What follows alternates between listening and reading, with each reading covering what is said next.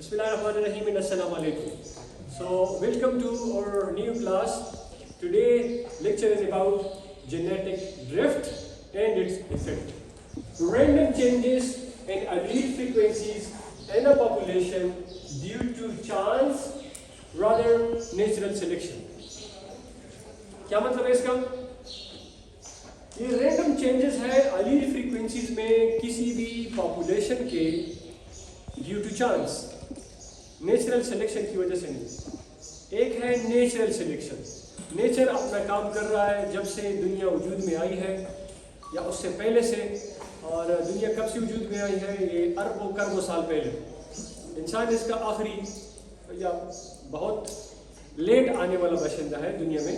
हमारी तारीख कोई 10-12 हज़ार साल पहले की है, जबकि दुनिया अरबों करोड़ों साल पहले बनी है और हमसे पहले बहुत सारे मखलूक़ात इस दुनिया में रह रहे थे और रह रहे हैं अभी।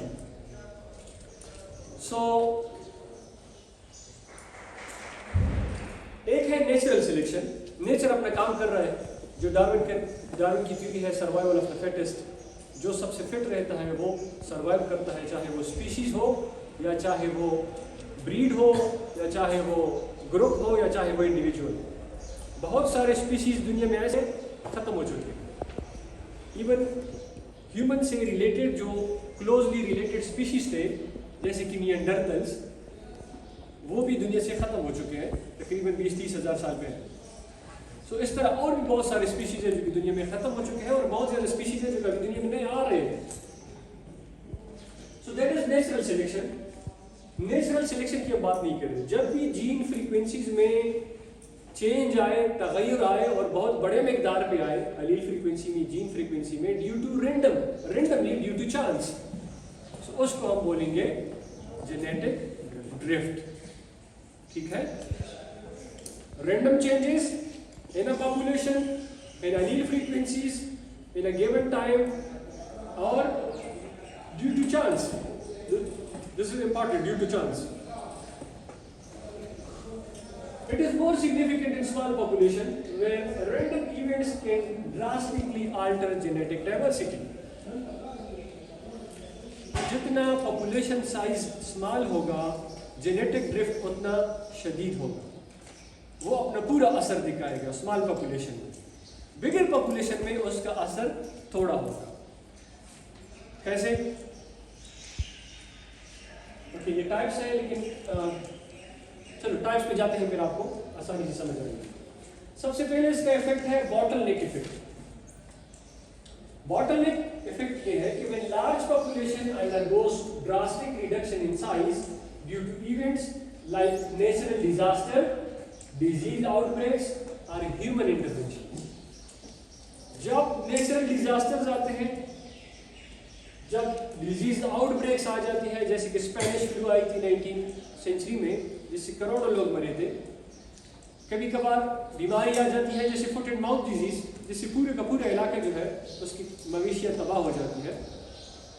जैसे कि कोविड आया था, लेकिन कोविड में खुशकिस्मती ये थी कि वो उतना जानलेवा नहीं था, लोग उतनी ज़्यादा नहीं मरे कोविड से, मॉर्टिलिटी इतनी ज़्यादा नहीं थी। लेकिन जो वबाएँ आती है वो उससे बहुत ज़्यादा तबाही आ जाती है, बहुत ज़्यादा मॉर्टिलिटीज़ और कैजुअलिटीज़ होती है। तो आखिर में उससे क्या होता है? अलील फ्रीक्वेंसी चेंज हो जाती है पॉपुलेशन। जब एक लार्जर पॉपुलेशन में बड़े सतह पर तबाही आ जाए तो वो क्या करेगी? उस पॉपुलेशन की जेनेटिक डाइवर्सिटी को चेंज करेगी, अलील फ्रीक्वेंसी को चेंज करेगी। इसकी मिसाल ये है, मिसाल नीचे दी गई है। Okay, it is the surviving individuals may not represent the original genetic diversity and there will be lots of genetic variation.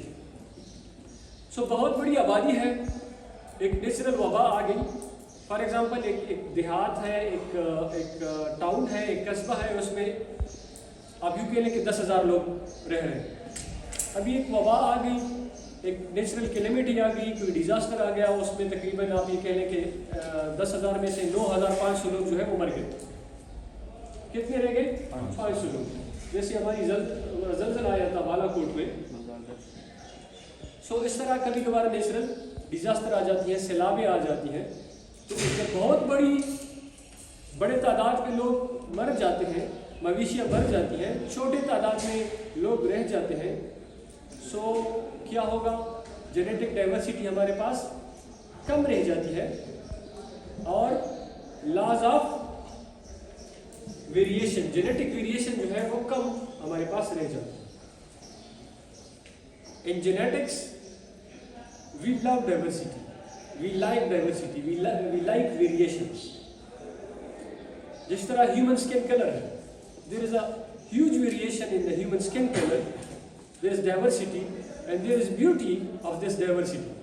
اگر ڈائیورسٹی نہ ہو, صرف ہمارے پاس لیٹ سے ایک کلر ہو, وائٹ ہو یا بلیک ہو, یا دو کلر ہو وائٹ اینڈ بلیک, بیچ میں کوئی ویریشن نہ ہو, تو پھر اتنی خوبصورتی نہیں ہوگی. اس طرح فلاورس کو دیکھیں, اس میں جتنی ڈائیورسٹی ہے, the beauty is because of this diversity.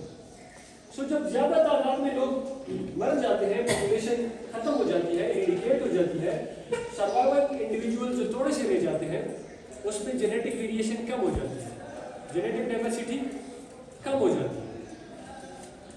Example کیا ہے, جیسے کہ چیتا پاپولیشن ڈکلائن ہو گیا due to this bottleneck effect. Bottleneck کا کیا مطلب ہے؟ باٹل نیک ایک باٹل ہے, پیپسی کی بوتل ہے, تو اس کا جو اوپر والا حصہ ہے اس کو باٹل نیک بولتے ہیں.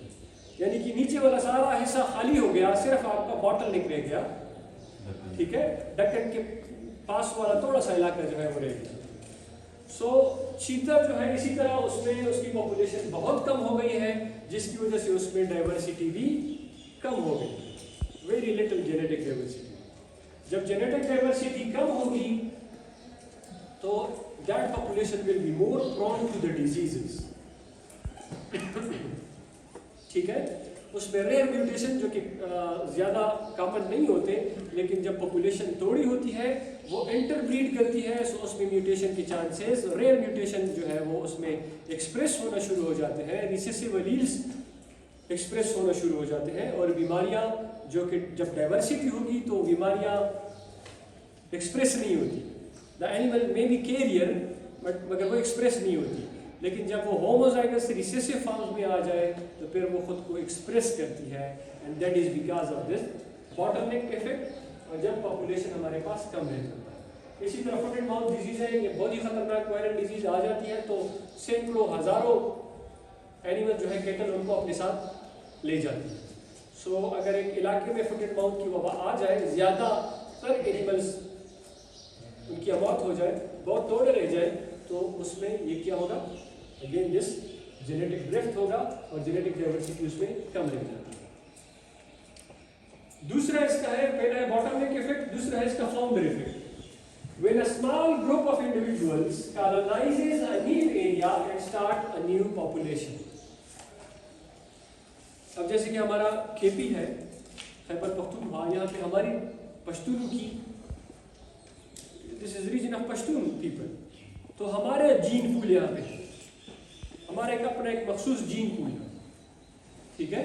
ہر علاقے کا اپنا, نیگروز ہے ان کا اپنا جین پول ہے, چائنیز کا اپنا ایک جین پول ہے. وہی جین پول کی وجہ سے چائنیز کے سارے دے لوگ لائک چھوٹی آنکھیں, پیل اسکن, ٹھیک ہے, ان کی کریکٹر ہے, بلیک ہیئرس. اور اس طرح ویسٹرن ہے تو سوری ان کا اپنا جین پول ہے.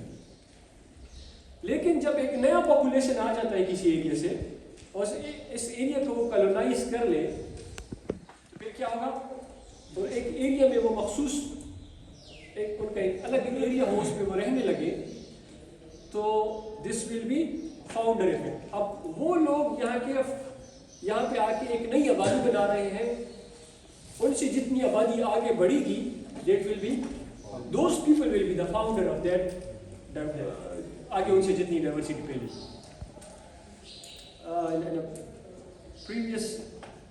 In the last month, I was in a conference in Karachi. So we had a colleague from Uzbekistan. She was a professor.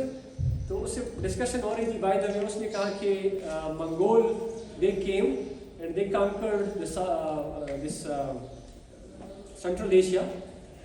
So اس نے کہا کہ انہوں نے اتنی بریڈنگ کر لی کہ now we all look like Mongols. اگر آپ ان کو دیکھیں تو واقعی ان کی شکل جو ہے منگولوں جیسی, ٹھیک ہے. سو جب ایک پاپولیشن آ کے کسی دوسری ایریا کو انویٹ کرتا ہے یا ان کو وہاں پہ رہنے لگتا ہے تو وہ اس علاقے کا فاؤنڈر بن جاتا ہے، پھر ان سے آگے جا کے نسلیں یا قبیلے بنتے ہیں. سو پھر کیا ہوگا؟ The gene pool of new population is limited to the founder. جو جین پول ہوگا وہ اس فاؤنڈر تک محدود ہے. And leading to higher prevalence of certain traits. Rare mutation بھی ان میں آ جاتے ہیں یا کوئی مخصوص اسکن کلر. اب اگر ایک ریس آ جائے، ویسٹرن پیپل آ جائے، وہ ایک علاقے میں رہنے لگے اور وہ باقی لوگوں کے ساتھ مکس بھی نہ ہو، اپنی بریڈنگ کر اپنے ساتھ شادیاں ان کی ہو، اپنے ریس میں ان کی شادیاں ہوں، تو they will be the founder. اور وہی مخصوص کلر اس ایریا میں پریویل کرے گا. ہم اب اس کو ایک مہینے ایک سال 2 سال میں نہ رکھیں، ایک براڈر اس پہ رکھیں. 30 40 50 سال جینیٹکس جب ہم اسٹڈی کرتے ہیں تو ٹائم میٹرس.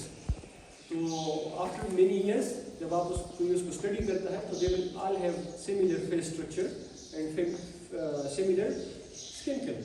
لیکن اگر وہ لوگ کے ساتھ مکس ہو جائے تو پھر دے ول بی، پھر کیا ہوگا؟ ڈائیورسٹی زیادہ آ جائے گی. سو دس از فاؤنڈر افیکٹ. وہ اس علاقے کے فاؤنڈر ہوتے ہیں اور جو ہے ہائی پریویلنس ہوتی ہے ان جین کی اس مخصوص علاقے میں. ایگزامپل کیا ہے؟ Texas longhorn cattle. These were basically Spanish cattle which were brought to the U S A. So ابھی بھی ان کا اب یہ کیٹل ہے تو اسپینش، لیکن امریکہ میں رہ رہے ہیں، لیکن ان کا جین پول جو ہے وہی جین پول ہے، Spanish Jain pool.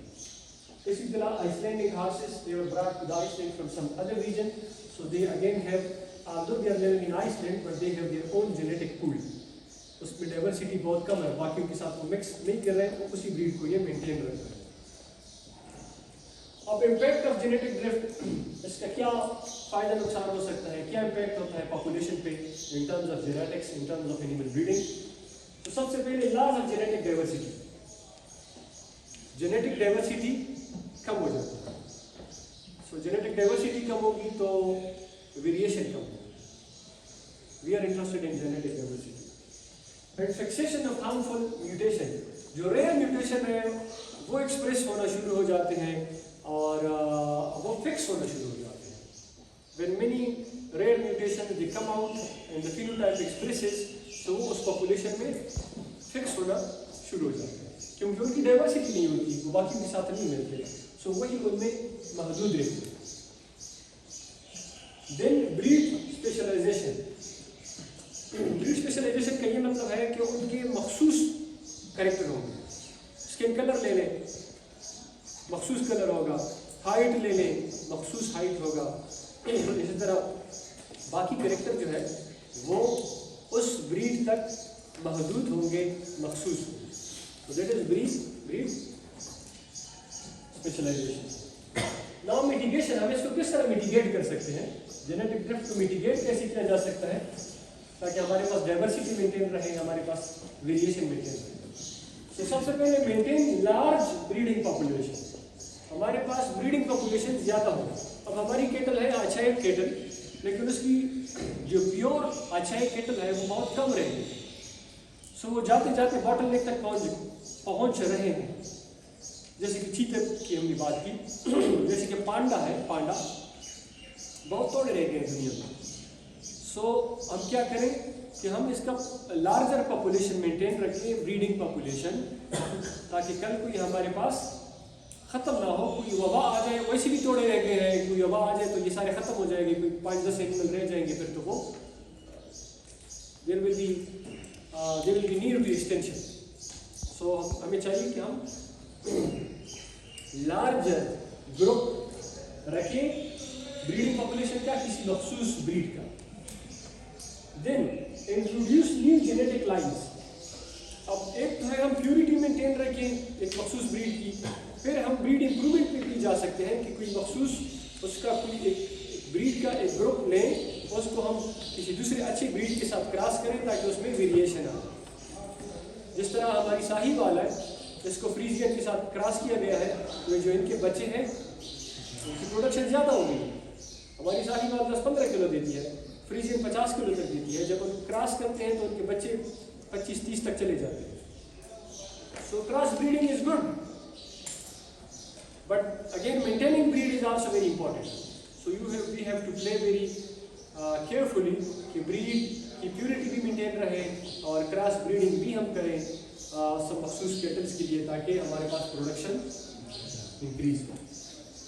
Then comes we should monitor the genetic diversity. कि genetic diversity हमारे पास maintain रहे, हम genetic test करें, हम देखें कि inbreed शायद अगले हम किसी क्लास में पढ़ेंगे या नेक्स्ट कोर्स में पढ़ेंगे इनब्रीडिंग, आउटब्रीडिंग, इनब्रीडिंग डिप्रेशन. जब ज़्यादा इनब्रीडिंग हो किसी मखसूस ब्रीड में तो इनब्रीडिंग डिप्रेशन की तरफ जाता है, उसका असर कम होना शुरू हो जाता है, उनके कैरेक्टर ड्रॉप होना शुरू हो जाते हैं.